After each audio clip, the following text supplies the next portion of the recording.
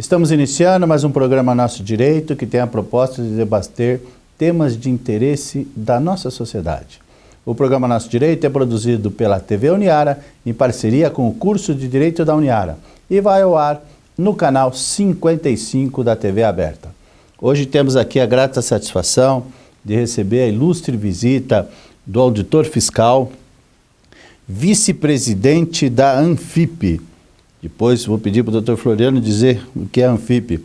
Senhor Floriano Martins de Sá Neto. Seja muito bem-vindo. Obrigado pela presença, por esse espaço, sempre muito importante para a gente falar para a sociedade e especificamente para o público dos alunos do direito. Começa falando um pouquinho para a gente sobre essa associação nacional. Nós temos na estrutura de governo uma categoria de Estado, são os auditores fiscais, que cuidam de toda a arrecadação dos tributos e das contribuições sociais, incluindo também a fiscalização dos regimes próprios de previdência e a previdência complementar. Então, o senhor veja que nós estamos falando de praticamente 100% da arrecadação do governo federal que está a cargo dessa categoria. Na área previdenciária, e assim, eu acho que na nossa conversa hoje nós vamos falar um pouquinho mais sobre isso, comentando um pouquinho sobre essa possível proposta de reforma da Previdência que o governo pretende encaminhar nos próximos dias. O Dr. Floriano está visitando Araraquara, que vai participar do seminário sobre a reforma da Previdência, dentre outros assuntos. Vamos falar de corrupção também. Especificamente, ele fará uma palestra sobre desmistificando o déficit da Previdência Social. Dr. Floriano, como é possível? Porque essa questão do déficit da Previdência Social, ela precisa ser lida. E aí, olhando para os estudantes de Direito, vamos olhar a nossa Constituição Federal. Por que é que eu falo que não há déficit na Previdência Social? Em 88, com a nossa Constituição, a Constituição Cidadã, nós tivemos um avanço fantástico dos direitos sociais. E no que se refere à Seguridade Social, ela foi incluída pela primeira vez numa Constituição brasileira. A Seguridade Social, que naquela época, em 88, foi uma novidade no Brasil, mas no mundo civilizado é uma conquista da sociedade contemporânea. Então nós temos hoje um modelo de Seguridade Social no Brasil, que ele se espelha na Alemanha, na França, nas melhores experiências mundiais. E esse modelo, e aí a gente começa a falar um pouquinho sobre a questão do déficit previdenciário, esse modelo ele está no capítulo 194 da Constituição Federal, tratado enquanto a arrecadação. No 201 nós continuamos falando sobre esse modelo, que funciona da seguinte forma. Nós temos um capítulo à parte tratando das políticas da Seguridade Social, mais especificamente, sendo bem direto, nós temos aí um orçamento da Seguridade Social pensado de maneira a custear as despesas da Previdência, da Assistência e da Saúde. Então, o Constituinte de 88, ele introduziu essa garantia constitucional desses três grandes direitos, três grandes políticas, e ao mesmo tempo criou um orçamento à parte para financiar essas despesas. A nossa palestra fala como é que funciona essa sistemática. Você tem no orçamento da Seguridade Social mais de uma fonte de financiamento. Até 1988, nós só tínhamos uma única fonte, que é a fonte que existe até hoje, que é aquela que é descontada do contra-cheque de qualquer trabalhador brasileiro, que é o INSS, aquela que os empresários pagam, aquela que os contribuintes rurais pagam, ou seja, que financia o sistema geral de previdência social. Era até 88 uma única fonte.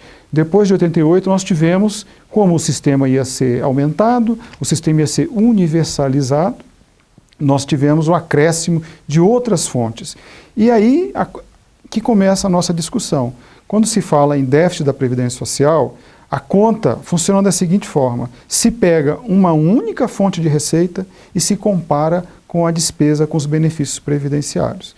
Quando o correto seria pegar as três fontes maiores de financiamento, são mais de três fontes, e comparar com o que se gasta na Seguridade Social. Porque essa política de Seguridade Social, ela funciona dessa forma. A saúde é para todo brasileiro, inclusive quem não é brasileiro, mas que por aqui ande, ele estará coberto pela saúde pública. É dever do Estado brasileiro. Aí eu tenho a assistência social, que é uma política focada naqueles que precisam, naqueles que não têm condições de ter subsistência, e eu tenho a Previdência, que é uma política que é direito de quem contribui. Isso é importante, é uma mudança importante. Há que se contribuir para se ter direito à Previdência Social. As outras não. As outras são políticas universais. Então, essa conta ela é feita dessa forma. O déficit existe quando se pega uma única fonte, que é a folha de salários, e se compara apenas com uma única despesa, que no caso é o INSS, a despesa com a aposentadoria dos trabalhadores do regime geral. Agora, o senhor elencou 3 elementos bastante importantes, porque há normalmente, vamos dizer uma confusão, mas um entendimento que tudo é previdência social. A assistência social e a saúde, tudo é previdência. E na verdade não são. Agora, a própria saúde e a própria assistência têm fontes próprias também. E é isso que a gente tem que entender, né? Até 88, nós só tínhamos a Previdência Social que tinha recursos definidos apartados do orçamento fiscal. Então, a Previdência até 88, o pessoal mais antigo vai se lembrar que nós tínhamos a assistência médica apenas para quem era beneficiário da Previdência Social. Há que se ter a carteirinha, que se teria que ter a carteirinha do INAMPS para ser atendido pela saúde pública. E a assistência social era uma dádiva que era dada nessas situações, também custeada pela Previdência Social. Então essa ideia, ela efetivamente existiu até 88. Em 88, não. Se determinou que as 3 políticas seriam integradas, porque o cidadão é o mesmo. O cidadão, ora, ele pode estar num posto de saúde, ora, ele pode estar numa situação de necessidade de ser atendido por uma indigência, algum problema desse tipo, e ora, que é o que a gente acredita que é o mais preponderante em termos de gasto, que é a Previdência Social, ele ter o direito reconhecido depois de 35 anos de trabalho, ou da aposentadoria por tempo de contribuição, ou algo parecido. Então, realmente esse sentimento ele persiste, ainda continua persistindo de ser uma coisa única. Os governos de plantão, não é só esse que está, mas todos os outros, costumam usar de uma coisa que é ruim, porque faz uma propaganda negativa para a Previdência Social, e hoje, de cada 10 brasileiros, apenas 6 contribuem para a Previdência Social. Nós temos aí um número muito grande de pessoas que não vão se aposentar. Isso é importante a gente aproveitar aqui, os estudantes de direito principalmente, para orientarem as pessoas, né, que quem exerce atividade remunerada, regular, é claro, ele precisa contribuir para a Previdência Social, ele é um contribuinte obrigatório. Okay? Então, basicamente, essas fontes hoje, elas são e foram ao longo desses anos todos, de 88 para cá, e a Anfip, ela vem acompanhando desde 1991 com a regulamentação das leis, e nós temos comprovado ano após ano que, na realidade, sobram recursos na Seguridade Social. Essa é uma questão bastante interessante, porque me lembro muito bem de Dr. Adib Jatene discutindo demais a questão da saúde e buscando as verbas da CPMF que, historicamente, não é o nosso caso, mas talvez até nós vamos para o intervalo, daqui a pouquinho o senhor pode voltar a falar sobre isso, que acabaram nem sendo usados para a saúde, né? Vamos para um breve intervalo, mas já retornamos.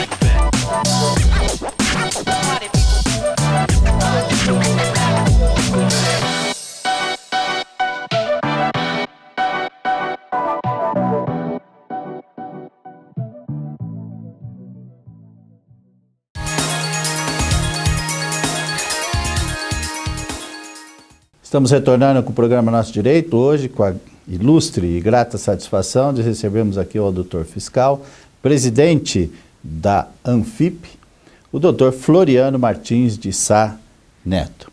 Doutor Floriano, voltando como a gente terminou, essa coisa de arrecada para isso, mas usa para aquilo. Pois é a questão da cobiça, né?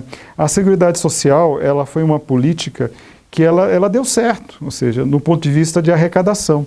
Nós estamos falando de números bilionários. Em 2015, foram arrecadados 671 bilhões de reais. Então, o orçamento da Seguridade Social, na realidade, ele sofre da cobiça do governante, porque foi uma política que deu certo. As contribuições sociais, elas foram sendo implementadas e crescendo, né? E aí, voltando aqui à questão da CPMF, começou como IPMF, né? Com a justificativa de que faltavam recursos para a saúde. Então, o que acontece de mais dramático e que a ANFIP sempre divulga, nós temos o superávit. Aí, na realidade, você me pergunta, mas Floriano, esse superávit, ele ficou aonde? Em que banco? Em que conta? Né? Então, nós temos, na realidade, todo final de ano, o governo zera esse superávit. O que ele faz? Ele desvia, o termo é esse mesmo, os recursos são desviados e paga-se de tudo. Tá? Mas o que eu tenho a dizer assim de uma maneira, paga-se folha de pagamento, paga-se despesa do palácio, paga servidor público, paga-se de tudo com esse dinheiro. Mas tem uma coisa que eu acho que nós teremos um seminário e vamos discutir lá com mais profundidade, a questão da dívida pública. 2/3 do que sobra vai para o pagamento da dívida pública, ou seja, para o financiamento dessa engrenagem que drena cada vez mais os recursos. Então, a Seguridade Social ela sofre disso. Como ela tem uma arrecadação muito grande, o governante, na hora que falta dinheiro no orçamento fiscal, aí ele olha, opa, e aí faz aquilo. Eu convido aqui os estudantes de Direito a olharem o capítulo da Seguridade Social e verificarem uma coisa interessante. No orçamento da Seguridade Social, nas fontes, nós temos lá um artigo que diz o seguinte: se faltar dinheiro na Seguridade Social, o orçamento fiscal do governo tem que socorrer a Seguridade Social. Mas, ao longo desses anos, nós tivemos justamente o contrário. A Seguridade Social socorrendo o orçamento fiscal através desses desvios sistemáticos. E, a princípio, ao que me recordo, sem uma base legal. Sem base legal. Infelizmente, a Seguridade Social é aquela história. A nossa Constituição ela tem os seus defeitos e tem aqueles por omissão, né? E a Seguridade Social é um deles. Ela foi pensada para criar-se um Ministério Único da Seguridade Social, que seria o contraponto a um Ministério Econômico. Esse aqui fica com o orçamento fiscal, esse aqui fica com o orçamento da Seguridade Social, cada um cuida, né, das suas ações integradas, nunca se cumpriu efetivamente o que a lei mandava. No caso do orçamento da Seguridade Social, veja como como o sistema foi pensado de maneira inteligente. Você reuniria as áreas que faziam as políticas públicas da saúde, nem precisava ser ministério, pode ser um ministério único, saúde, previdência, assistência social. Definia-se o tamanho do programa para o ano seguinte, num processo de orçamento, e aí então você definiria o quanto, ou seja, que seria arrecadado para se cumprir essa determinação constitucional. Isso só funcionou no primeiro ano. Aliás, não chegou a funcionar, porque no governo Collor, eles, na hora que viram como é que a coisa ia funcionar, que a sociedade estava se organizando para usar os recursos na saúde, principalmente, que eu acho que hoje é a grande área que está sendo prejudicada enormemente no nosso país, não que não tenha outros problemas, mas na questão de não se dar o recurso à saúde. Só funcionou no primeiro ano, mas imediatamente o governo Collor já destituiu essa junta orçamentária por medida provisória e nunca mais se reuniu. Então hoje, o orçamento da Seguridade Social, que deveria ser feito à parte, de maneira apartada, ouvindo-se as áreas das 3 políticas públicas maiores, ele é feito burocraticamente na mesma prancheta que se faz o orçamento fiscal, o orçamento das estatais e o orçamento da Seguridade Social, sem a participação da sociedade. E falando em orçamento, me ocorre uma situação aqui que todo ano a gente se depara. Vem a questão dos aumentos para a Previdência, que não se equiparam com o do salário mínimo, e o governo diz, se eu der esse aumento para a Previdência, o país quebra. Pois é, assim, como eu estou prestes a completar 30 anos de Previdência Social, então a Previdência quebrou 30 anos e ela está aí hoje pagando, continua pagando, vai pagar os seus benefícios em dia. Aos aposentados que estão com medo, não se preocupem, o sistema é viável, ele tem sido superavitário. Nessa crise econômica vai diminuir o superávit, vai, mas ainda esse ano ainda teremos superávit. E se faltar o dinheiro, o orçamento fiscal é obrigado constitucionalmente a cobrir. Então, isso é feito geralmente, o governo vende essa imagem que a gente reclama demais, porque a Previdência é mal falada, mas ela é a maior política pública que o Brasil tem. Nós temos hoje 70% dos municípios brasileiros, 70% dos municípios brasileiros recebem mais dinheiro da Previdência Social do que do Fundo de Participação dos Municípios, que é para os municípios pequenos é a principal receita. Tem município que não tem receita, só tem a receita do FPM. E a Previdência consegue esse prodígio. Com toda essa quebradeira, entre aspas, ela transfere mais dinheiro para o município e tem municípios que funcionam basicamente nos 10 dias que a Previdência do regime geral paga. Então ela transfere mais dinheiro e esse dinheiro não tem desvio, porque esse dinheiro vai direto para o bolso do aposentado. Já os demais a gente não pode garantir. Quer dizer, dá certo, é possível. Pois é, nós temos lá em Brasília agora uma frente parlamentar para se contrapor a essas propostas que provavelmente virão. E o que nós temos dito basicamente, o problema da Previdência é gestão. A Previdência ela tem sido historicamente mal gerida, utilizada politicamente, sucateada. Nós temos ainda problema, convivemos com fraudes, ainda convivemos com essa praga. Então a gente poderia melhorar muito as contas públicas da Previdência Social nesse conceito mais restrito. E hoje qualquer órgão público precisa disso, fazendo um autêntico choque de gestão, profissionalizando, treinando, capacitando os seus funcionários, seus servidores. Não digo que não se deva mexer, não se deva atualizar o quadro de benefícios, principalmente numa coisa que a Previdência não tem. Hoje a Previdência não tem um único atuário nos seus quadros. Eu me pergunto por um plano de saúde que todo ano ele faz a conta para dar o reajuste. A Previdência não faz essa conta. Então a gente está propondo, na realidade, é isso. A Previdência tem que começar. Primeiro, o governo tem que fazer o dever de casa, melhorar a gestão da Previdência Social via INSS, melhorar os mecanismos de fiscalização e depois pensar em retirar direitos. Já estão mitigados, porque quando se fala em reforma da Previdência agora, é uma falácia. A reforma da Previdência já vem acontecendo ao longo dos últimos anos. Recentemente nós tivemos uma grande reforma nas pensões, que não são mais integrais e não são mais permanentes.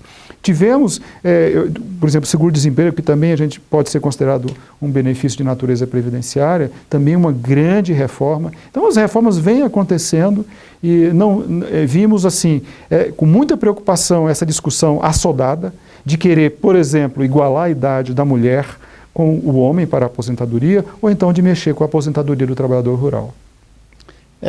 São questões que o governo acaba usando, como eu disse aqui em off, usando de muleta, justamente para poder esconder, na minha modesta opinião, uma incapacidade ou uma incompetência administrativa.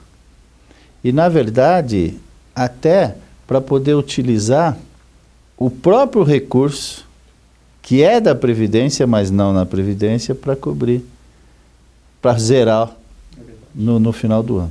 Né? Quer dizer, mas é algo certo que dá certo e basta a gente poder ter homens, pessoas, como o senhor está demonstrando aqui, para que a gente possa ter uma boa fiscalização, não só uma fiscalização de quem paga, mas uma fiscalização de quem recebe, principalmente, que é o governo. Doutor Floriano, nós estamos chegando ao final do nosso programa. As suas considerações finais, por favor. Agradecer a receptividade aqui em Araraquara, uma palavra direta para os estudantes de Direito, realmente se empenhem, defendam o povo, defendam a causa da viúva, porque isso é bíblico. Vamos em frente, todos juntos, porque nós queremos construir um Brasil melhor para você e para todos nós.